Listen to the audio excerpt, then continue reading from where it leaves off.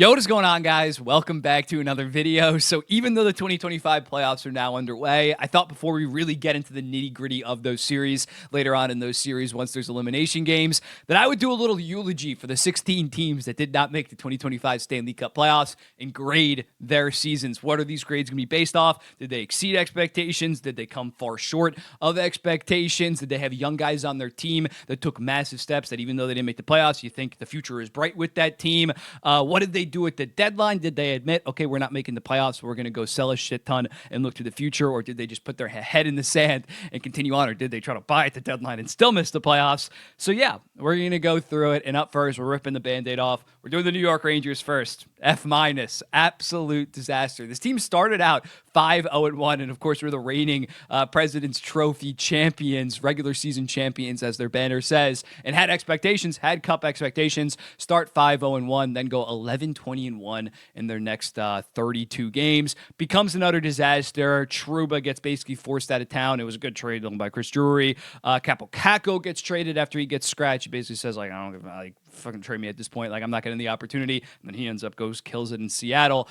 They still try to salvage the season in a way. I know JT Miller has term on his deal, but he also was like 31 years old. They give up their first round pick that is top 13 protected, but they're going to have the option whether or not to trade that if it is going to be within the top 13, which it definitely should be. They have like the 11th best odds. So they don't even have a first round pick, most likely, as a result of them stinking, because if it's at the 11th or 12th overall, I'd honestly send that to the Pittsburgh Penguins instead of risking unprotected in 2026. Yeah, Kreider, Zibanejad, they kind of look washed at this point. Lafreniere, you were excited for that extension when it was signed when he had 7 points in his first 7 games. After that, just 13 goals, 37 points in 74 games. Still think it's a solid deal, but you went from a steal to you better step up next year to be worth it. Keandre Miller didn't take sizable steps offensively, just 27 points.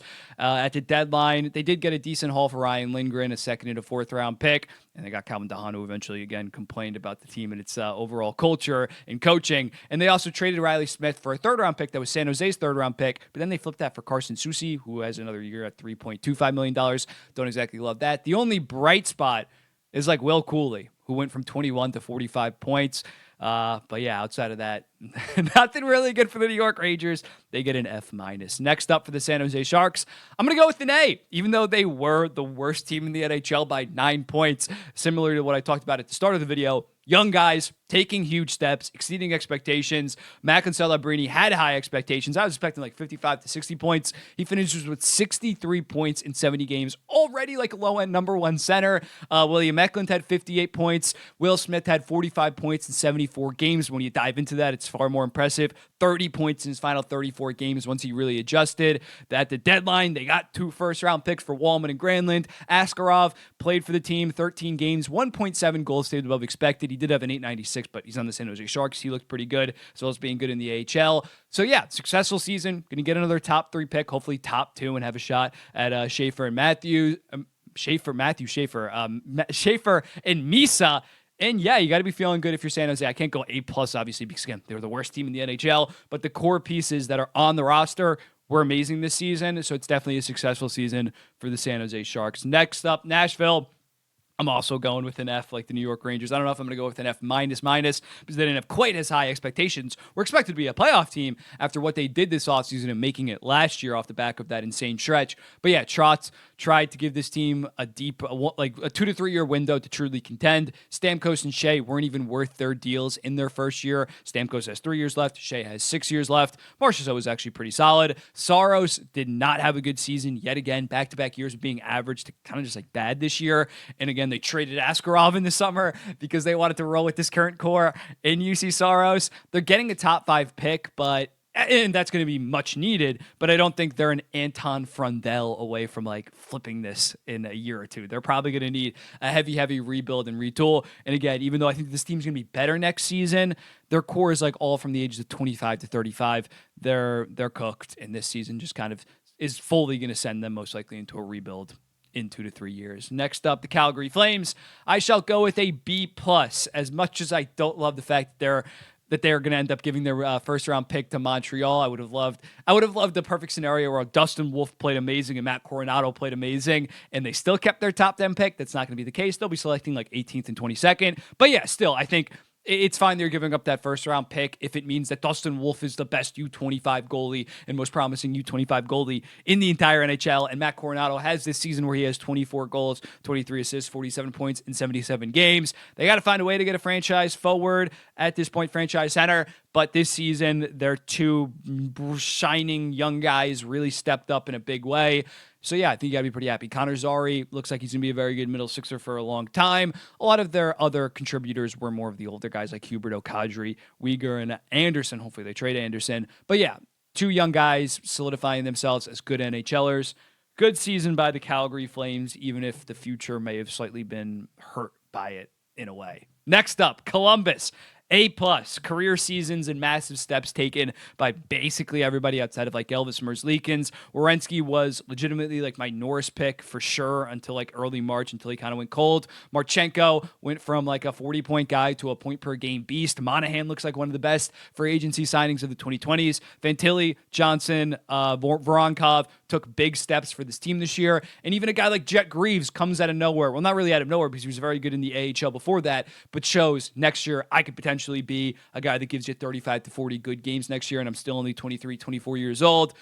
You got to be ecstatic if you're a Columbus Blue Jackets fan, and they look like next year they're yet again going to be pushing for a spot in the wild card. And they also got a first-round pick from the Minnesota Wild for David Jiricek, so they're going to have two middle of the round first-round picks this year. My New York Islanders, I'm going to go with the C-. Maybe I'm being biased and being nice to them, but I think, again, at the deadline, just Lou Lamoriello finally realizing that we're not going to be making the playoffs this year. In other years, he would have bought at that point. He ends up selling Brock Nelson for such a haul on Cal Ritchie in a first-round pick. And when looking at some of the younger guys on this team, I'm not saying Romanov's going to turn into a top 20, top 30 defenseman in the NHL, but I was really impressed with him this season, especially from an offensive side. And Simon Holmstrom proved that he's a legit second liner in the NHL with 20 goals, 25 assists, 45 points in 75 games. So I think that there are positives, and they look to the future, maybe a D+ instead. But, like, I think they clearly avoided the worst-case scenario, if that makes sense. Like, a D- F for this team would have been either just barely making the playoffs and then losing in 5 games again, or missing by a point or two, selecting 15th or 16th overall and not selling Nelson. So I'm not saying that this was some win of a season, but I think for the future, they did think about the future this season, and their future looks a lot brighter than coming into the year when they really just had Cole Yzerman. So, yeah, they're going to have the 10th overall pick, picked up Cal Ritchie. Not a total disaster, even though this core is old and you should be trying to win. I didn't have Cup expectations from this team. I thought that they maybe would be a wild card team at best. So, yeah, C-. I think I'm standing firm on a C- for the New York Rangers. For the Utah Hockey Club, give me an A-. They were expected to take a step this year and be in the wild card mix. They were fully in the wild card mix until like the final 2 weeks of the season. In terms of young guys, Gunther and Cooley firmly proved that they are going to be legit elite first liners in the NHL. Gunther going for like roughly 35 and 35. Logan Cooley sniffing 60 points. It was awesome to watch those guys develop. Barrett Hayden, after a very good 2023, was hurt in 2024 and not that productive, had 10 points in 33 games. He got back on track with 20 goals and 46 points. In Sergachev, there was a decent amount of skepticism, questionability about Sergachev coming into the season, coming off that leg break. They gave up a lot to get him, and he ended up being very good. 53 points in 77 games. In net, Vejmelka was very good for them, and Connor Ingram did not play that good, but then unfortunately it came out that his mother passed away from breast cancer, and he's in the NHL Player Assistance Program, so prayers for him and his family, and that definitely understands. That makes it apparent why maybe he was not playing very good this season. So they have a formidable goalie tandem moving forward, as well as their young guys taking steps. I'm going to go with an A-. Michelli's the only downside here. His minutes were cut, and he just wasn't that productive. I don't know what the future holds for him. But yeah, overall, a very good season for the Utah Hockey Club. The Pittsburgh Penguins, give me a B-. Came into the season maybe thinking about one final Sidney Crosby run, but once they started off slow, Kyle Dubas, rightfully so, thought about the future. The Pettersson deal is looking like an absolute steal because, again, talking about the New York Rangers, it could end up being the 11th overall pick for Marcus Pettersson. I like Marcus Pettersson a lot, but the fact that they were able to get that pick from the Vancouver Canucks, who got it in the JT Miller trade, Awesome, awesome work. And even not if it goes into 2026, although I don't think the Rangers are going to be this bad next season, it being unprotected in 2026 would be a great asset to have. Not a ton of young guys that took huge steps. Rucker McGrody was solid by the end of the season, killed it at the AHL for like a 30-game stretch and then got the call up again. But they didn't really have that much young talent on the roster, and they were able to rehab Rickard Rakell's trade value this season to potentially trade him this summer or next year, when previously after last year was looking like you could maybe get like a third round, second round pick for him. You could definitely get a decent haul given his contract and given his term. Detroit, give me a C+. Not making the playoffs definitely stinks, but the young guys did take steps, and that's what's important right now with the Yzer plan. Raymond was near point per game after 72 points last year. Sider had way better analytics, chowed on minutes, great defensively. Simon Edvinsson already looks like a good top 4 defenseman, and Marco Kasper almost had a 20-20 season.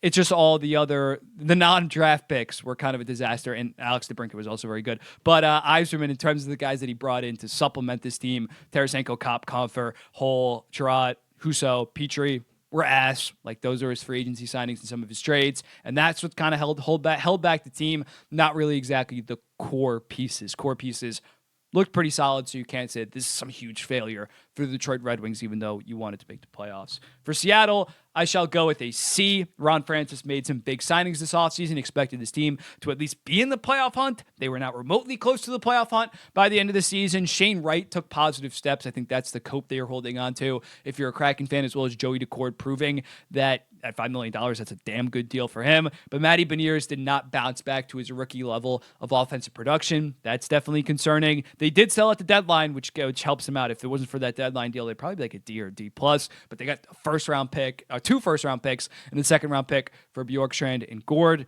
They seem kind of directionless, but, I mean, there were positives and negatives this season. So I think a C is about a fair grade for the Seattle Kraken. For the Vancouver Canucks, I'm going with an F. Everything basically went to shit besides Quinn Hughes, and even he was dealing with injuries throughout the entire season. JT Miller saga, disaster. They ended up trading for Filipino in that first-round pick to get Pettersson, as well as getting Pettersson, and Filipino, unfortunately, now is dealing with concussions yet again. So that was not very good. Demko limited to 23 games and had an 889. As well as Artur Shilovs, who Canucks fans told me this offseason was like a no-doubt top 3 goalie prospect in the NHL. He had an 861 in 10 games. Pettersson has basically not been himself since last year's playoffs, since the last month of last year for the most part. 45 points in 64 games this year, first year of his mega deal. Stinky, ew. Brock Besser, far less productive than last year. I wasn't expecting 40 goals again from Brock Besser, but yeah, he has a down year, and now he's leaving, and you don't trade him at the deadline when it was such a seller's market. Bad management by Vancouver, and they get an F as a result. The Boston Bruins, I'm going to go with a D. Horrible season relative to expectations. You could argue an F here. The only thing that is saving them is, again, they did sell so heavily at the deadline, and I like a lot of their deals. The Carlo deal got a first in Fraser Midden, who was very good at the Providence level for their AHL team. I love the Coyle trade, getting a second, Middlestat and Will Zellers for Charlie Coyle, who you didn't really have a long-term plan with. Frederick got a second and fourth, who was playing horrible. The Marchand deal was kind of shit, but overall, still a disastrous season. I don't know why I didn't start with like all the negatives. They were a 109-point team last year and went aggressive in free agency, got Lindholm, got Zadorov, missed the playoffs by 1 million points. But again, at least they acknowledged that they sucked by early March, sold, and then they just like executed the tank to perfection. Like, they lost so many games down the stretch to now where they have a top 6 guaranteed pick. So like the Rangers kind of just, they bought JT Miller, and they kind of were like, we're going to make this work. And now they might not have a first-round pick versus Boston. Still a disastrous season, but they realized that they sucked. They sold so heavily to kind of change up this core a decent amount. And now, as a result, we'll be getting a very good prospect and have a shit ton of other prospects to supplement in picks. So, although, again, Don Sweeney, I think, deserves to get fired, at least they acknowledged where they were right now, and that big changes had to happen, even if it does piss off the fan base, and rightfully so. The Marchand deal was very underwhelming. Next up, the Buffalo Sabres. I shall go with a D+. Actually, no, just a D. Utter disaster season as well. You expected them to be competing for a wild card spot in the Eastern Conference. And outside of Dahlin and Thompson, really nobody. And Peterka as well had a very good season, took another step. None of their young guys really took big steps. And then they go out and trade Dylan Cousins for Josh Norris, who plays 3 games for the team. That's so bad with his injury history. This team is just cursed. UPL, is showing that more so that January to March 2024 run was kind of a fluke. Not a bad goalie by any stretch, but I don't know if I absolutely love that contract at this point. Just not good by the Buffalo Sabres, an eternally cursed franchise. No bueno. Did they re-sign Zucker? I don't know. I think they probably should have traded Zucker at the deadline. They would have got a decent haul. He's 33, 34 years old. Just not good by Buffalo. Next up, the Anaheim Ducks. I shall go with a B. 21-point improvement, but that was mainly because of the goaltending. But also on that, Lucas Dahlstall is a young guy that now looks like a potential franchise goaltender, as well as Jackson Lacombe taking positive steps. The only problem is under Cronin, a lot of their forward core suffered a decent amount. Even Mintyukov within that defense core only had like 19 points in 67 games. Zegras stalling out under Cronin. Carlson, by the end of the season, was playing damn good puck, but the production wasn't quite there that you expected in a second year. I think more so because of Cronin. So yeah, two very big bright spots in Dahlstall and Lacombe, but some of the other stuff leaves more to be desired within their young forward core, if that makes sense. I still believe in this core going forward. I think with a fun coach, a younger, less hard-ass coach, they're going to be good next year, and their guys will take big steps offensively. But this season, a B. Solid season for the rebuild, but I don't think that they absolutely knocked it out of the park by any stretch. They probably should have traded Frank for Toronto, but it's only a 3-year deal. I'm not going to get mad at that either. The Philadelphia Flyers. Give me a B+.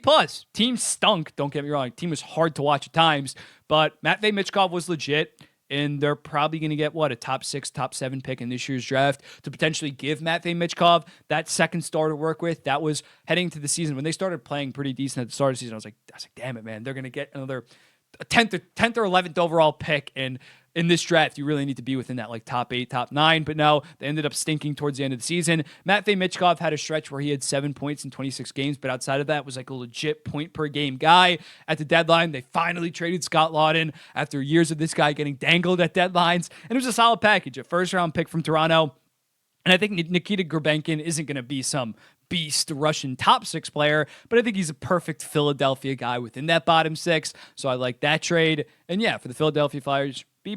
Solid season for the rebuild. After last year was kind of brutal for the rebuild, they understood the assignment in terms of tanking it up, and their young superstar looks like a young superstar, or their young future superstar. Chicago, lastly, I'm going to go with the B-. Bedard didn't quite take the steps that you expected from such talent. I in part blame that, obviously, because of the guys around him. Ryan Donato was like his best forward around him. Donato had a great season, as well as Vlasic. Nothing spectacular after last year was so impressive, but still looks like a very good future top-pair defenseman, or already is a top-pair defenseman. Frank Nazar is the real positive here.